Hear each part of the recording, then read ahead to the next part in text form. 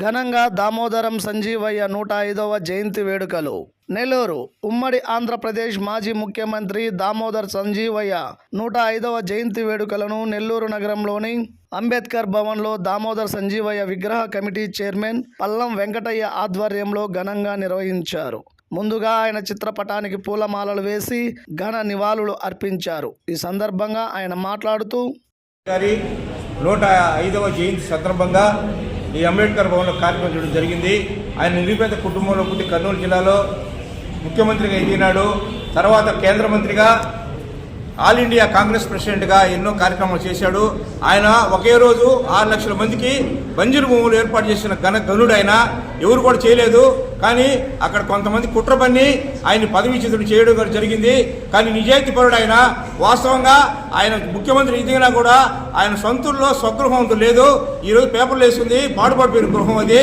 ఒక్కొక్కరు చిన్న చిన్న పదవులు చేసినా కూడా ఇంద్రమోహనాలు కట్టుకున్న రోజులు. కానీ ముఖ్యమంత్రిగా వాస్తవంగా ఆయన భార్య కృష్ణవేణి సంజీవయ్య కూడా మంత్రిగా చేసినా కూడా ఇల్లు కూడా లేదు ఆయనకి. అలా నిరాడంబరుడు. కానీ అతని ఆదర్శంగా ఎవరు తీసుకోవడం లేదు. ఈరోజు మేము ఎందుకు చేస్తున్నామంటే కార్యక్రమం గత 10 సంవత్సరాలుగా మేము సొంత ఖర్చుతో మా స్నేహితులు సహకారం కార్యక్రమం చేస్తున్నాము.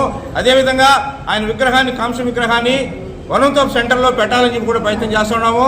మేము కమిషనర్ గారికి, మినిస్టర్ గారికి, రూరల్ ఎమ్మెల్యే గారికి అర్జీ ఇస్తే కౌన్సిల్ మీటింగ్లో పెట్టి పర్మిషన్ ఇప్పించడం జరిగింది.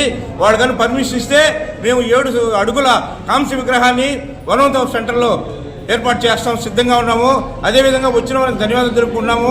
ఈరోజు మేము ఒక 100 మందికి కూడా పేదవారికి దాతల సహకారంతో చీరలు పంపిణీ చేస్తున్నాము.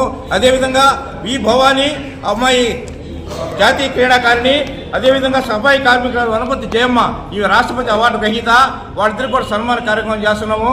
అందుకని మీకు వచ్చిన ధన్యవాదాలు తెలుపుకుంటూ తప్పనిసరిగా పర్మిషన్ అయితే మాకు రావాలి.